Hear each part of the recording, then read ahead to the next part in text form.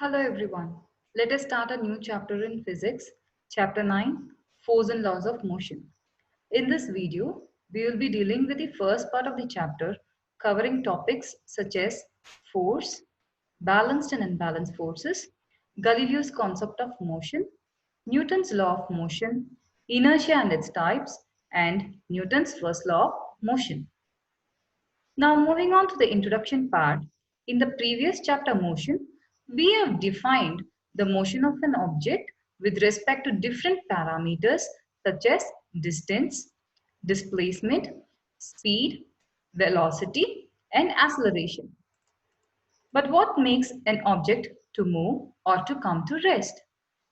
It is the force acting on a body can change its state of motion or of rest. Either it can stop a moving object or it can increase or decrease the speed of a moving object or it can change the direction of motion of the object. For example, when you are kicking a football, it can increase its speed or it can change the direction as well. The force acting on an object can change its shape and size. So what is force? Force is a push or pull which changes or tends to change the state of rest or of uniform motion, direction of motion, or shape and size of a body. It is a vector quantity which has both magnitude and direction, and the SI unit of force is Newton, denoted by capital N. Let us consider an example. An object is placed on the table and a force F is acting on it at point A. The point A is the point of application of the force F and the line AB is the line of action of the force. Resultant force. Let us consider a ball and it has been acted upon by three individual forces F1, F2 and F3. These three individual forces can be replaced by a single force F which can produce the same effect as done by all the forces collectively, and this individual force F is called as the resultant force. So the resultant force F is sum of the three individual forces. Let us understand this by an example.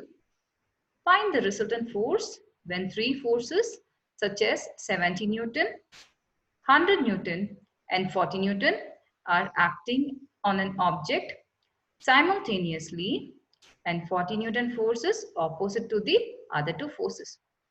So F1 is 70 Newton, F2 is 100 Newton and F3 is minus 40 Newton because it is opposite to the other two forces F1 and F2. So the resultant force F will be the sum of the three individual forces, that is equal to 130 Newton. Now moving on, what are balance forces? Let us consider an example. An object is pushed by two people. They are applying force in opposite direction. But the magnitude of the two forces are equal. What will happen to the resultant force in this case? It is 0.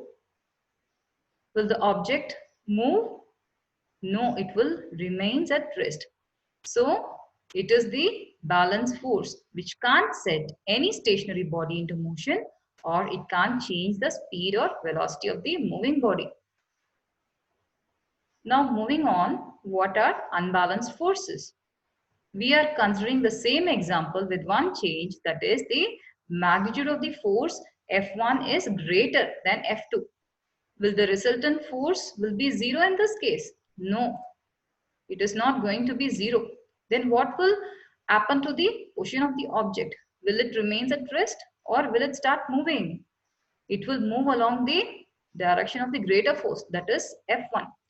So it is the unbalanced forces that can set any stationary body into motion or it can change the direction as well. It can set a moving body at rest also. Now moving on to the next topic, that is Galileo's concept of motion. He is a pioneer scientist who gave the concept of inertia. The apparatus used by Galileo consists of inclined plane A and B which are smooth and frictionless in order to study the motion of an object. He used a marble which rolls over the inclined plane. He has changed the angle of inclination and he studied the motion of the object. The first case, the angle of inclination of the two inclined planes are the same.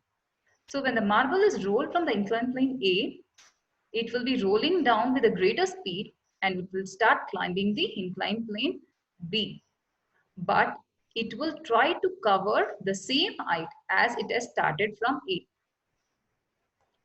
In the second case, when angle of inclination of B is reduced, and again if the marble is rolled over from A, it will reach the same height in B also. But it has traveled a longer distance in the inclined plane B. In the third case, what he has done is, he has made the angle of inclination of the inclined plane B to 0. So when the marble is rolled from A, it will start to roll on and it will start to cover the same distance as the height from which it has been rolled from the inclined plane A. Based on these observations, Galileo suggested the concept of motion in terms of velocity, that is speed and direction, through the use of inclined planes. He said that force is the cause of motion. So when friction acts on a moving object, it stops the object. The natural state of an object is rest or uniform motion. That is, object always have a velocity. Sometimes it may be 0, so that the object is said to be at rest. The final observation is that the object resists change in motion, which is called as inertia. Based on Galileo's observation, Newton formulated 3 laws of motion. The first law of motion gives rise to the idea of inertia and definition of force. The second law of motion derives the relationship between force and acceleration. And finally, the third law of motion gives rise to the idea of cause and effect. Now moving on to the next topic, that is inertia. What is inertia? Inertia means unchanging, derived from the Latin word inert.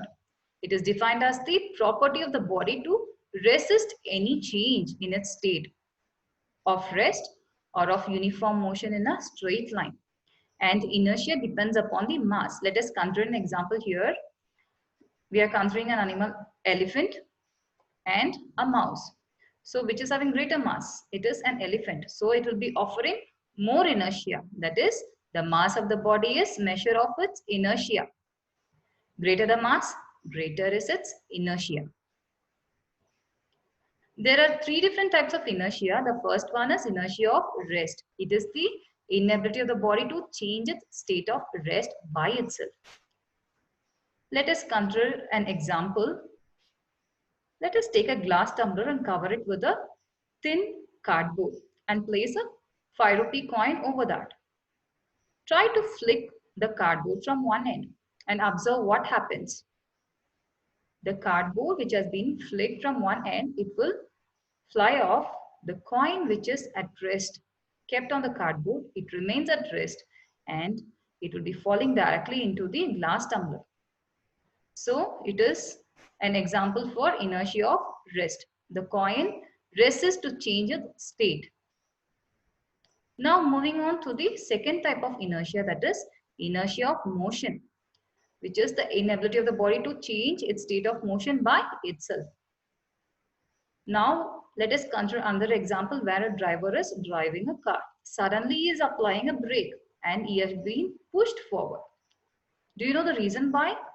Because the lower part of the body, which is in contact with the car, suddenly comes to rest. But the upper half of the body will remain in motion and it resists to change its state. That's why he is pushed forward. Now moving on to the third type of inertia, that is inertia of direction. It is the inability of the body to change its direction of motion by itself. You must have observed this also. While riding a bicycle on a rainy day or in a puddle of water, you must have observed water splashing from the wheels. The mud particles or the water that is sticking onto the wheels, it will be moving tangentially from the wheels. That is why mud guards are provided in vehicles. Now comes the Newton's first law of motion. A body continues in its state of rest or of uniform motion in a straight line unless an external unbalanced force acts on it. This is nothing but inertia. So, according to Newton's first law of motion, an external agency is required to change the state of the body. That is nothing but the force. And force is defined as that which, when acting on a body, change the state of rest or of uniform motion of the body along a straight line.